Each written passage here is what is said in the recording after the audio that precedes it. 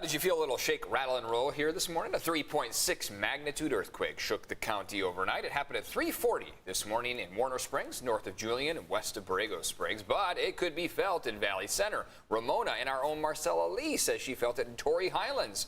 I also heard from CBSA viewer Kim, who says she felt it, the rattling in Rancho Penasquitos. So more people starting to weigh in and say they felt a little jolt this morning. There's a map on the USGS website called the Felt It map. Yeah. And that's my favorite thing to look at, just to see people chiming in saying, I felt it, and showing on the map where, and yeah, it ranges through a good part of the county. Maybe he woke you up a little earlier than you expected here this morning, but the good news is we're on, so you can hang out with us in the morning. It is 6 a.m. I'm Eric Connor. And I'm Evan Irani, in for Neda Iranpour. Our other top story this morning, the President of the United States, President Biden, urging Congress to enact more strict gun control measures after several mass shootings.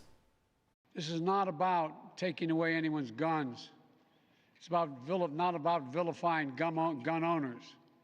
In fact, we believe we should be treating responsible gun owners as an example of how every gun owner should behave.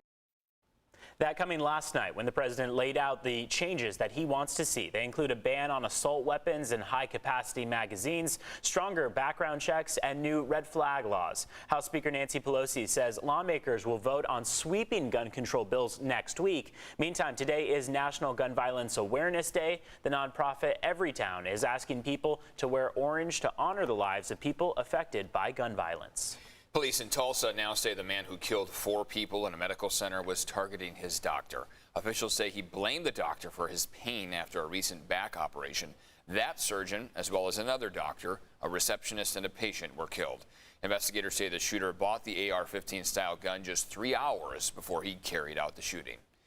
New details this morning about how police responded to the Uvalde school shooting and why it took them so long to stop the gunman at that Texas elementary school. Texas State Senator Roland Gutierrez unveiled that the Uvalde police did not tell the school district's police chief that the 911 calls were coming from inside the school. The senator is calling it a system failure. And students at Castle Park High in Chula Vista are fighting for repairs and upgrades at their school. And this morning we have a response from the Sweetwater Union High School District. CBS 8's Chris Groh is live in Chula Vista with the latest. Good morning, Chris. Good morning, and Evan, and the district says that they're going to be looking into this, that they are going to be sending a team out here to Castle Park High School to try to see if there is any problems that they can fix. And at the same time, we're also hearing from teachers who are saying they're proud of their students for speaking up about this. First and foremost, we have to give props to the students for being here, for organizing their parents, for organizing teachers. This is a student-led effort. We have an incredible group of students here at Castle Park High, but it's like anything, right? You want to go to a place that looks nice, right? It's not just the students, it's the teachers too.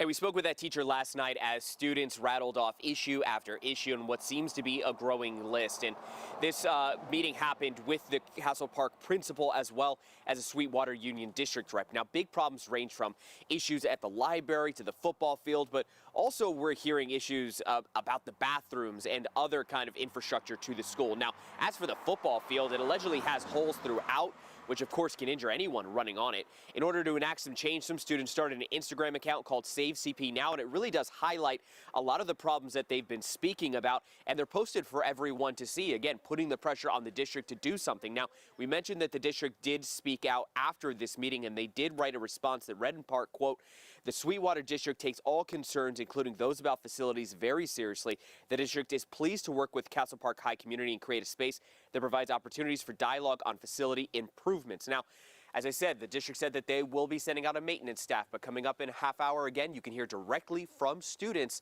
as they highlight a lot of those issues, both big and small, that they feel are impacting them every day. Evan? All right, Chris, thank you very much. Just likely a story we'll hear more from with those students arriving soon. This morning, COVID cases are once again on the rise in San Diego County. Officials are saying that the weekly average number of cases tripled in just the past month. Just yesterday, the county reported over 1,600 new infections, the most since early February. Officials do want to remind you boosters are available for everyone age 5 and older, and kids under 5 could be eligible for vaccinations as soon as June 21st if authorized by federal federal regulators.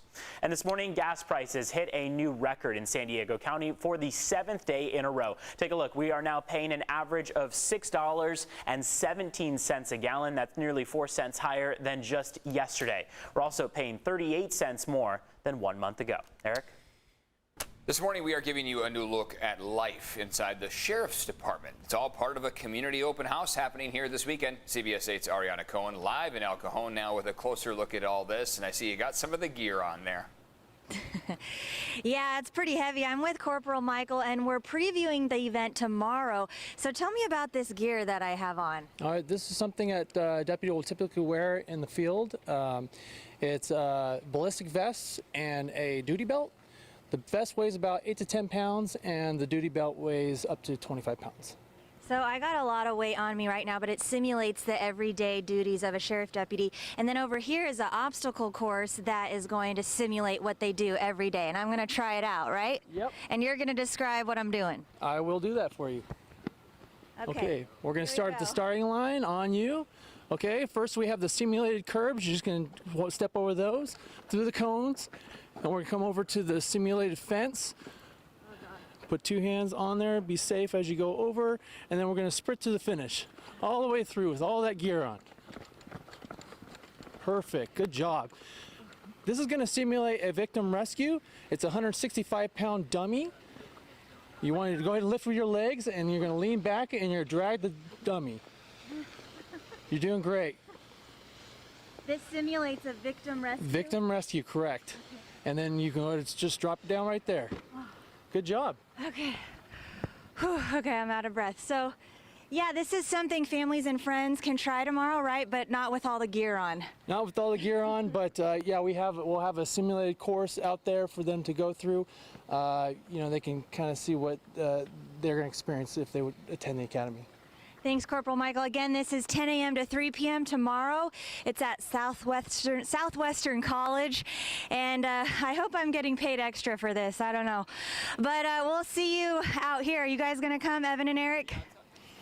I'll tell you what, after seeing you out there, I don't know. That's quite the workout that you're getting in there, for sure, yeah. And I got to say, talking while you're doing that is also tremendously difficult. So props to you to picking up that microphone and being able to carry on. We don't know about the whole raise thing, but we are giving you a big clap in the Exactly, studio. a round of applause. Nice work out there, Ariana. I got to tell you, they picked the right day to do this and the right weekend to do this. The cloud cover will help them a little bit out there, that's for sure. Yeah, exactly. I mean, that's going to carry on over for the next several days, it looks like. Today through Sunday, at least, we're going to hang on to a pretty expansive marine layer. You're looking live right now outside of Pacific Beach. Not seeing much trouble as far as visibility goes. That's good news. That means that we're probably not going to run into that 1-2 miles of visibility that we've seen for previous mornings at times. These clouds are a little bit higher up in the sky, but what they are going to contribute to is the overcast trend that we start off the day with. And for some inland valleys that hadn't seen that marine layer because it wasn't quite as far-reaching, far east, well, today might be the day that you wake up and say, oh, okay, those clouds are stretching a little bit further inland this morning.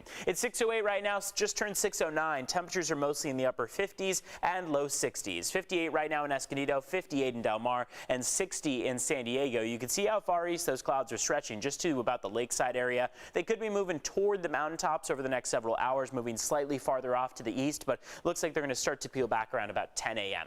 By noon, we're hoping for partial cloud cover, meaning broken clouds. Temperatures climbing to the upper 60s and low 70s. Will peak just around 2 p.m. at about 71 along your coastline. In some spots, we'll stick to those upper 60s out there. I want to give you a look at what's going on as far as traffic goes. A couple things that we've been talking about. So if you look at the general big picture right now, things are actually pretty mellow. We've got a bit of construction going on in a couple spots, some yellow, and even some difficulty over the Coronado Bridge where things are slowing down too. Still only about the 40-50 mile per hour range at that. So not tremendous difficulty. But I want to take you to a stalled vehicle that we had looked at earlier this morning just north of Vista. This is now cleared. It previously was blocking the number 3 lane on the 76 at the Vista Way exit. Looks like that has now been cleared. It was moved over to the right-hand shoulder. CHP got on scene, cleared it off, and now you are back to smooth sailing. So it's a pretty quiet start to your Friday morning commute. We'll keep you up to date with changes, but a great place to also find those are on cbs8.com/traffic. Eric, I'll send things back to you.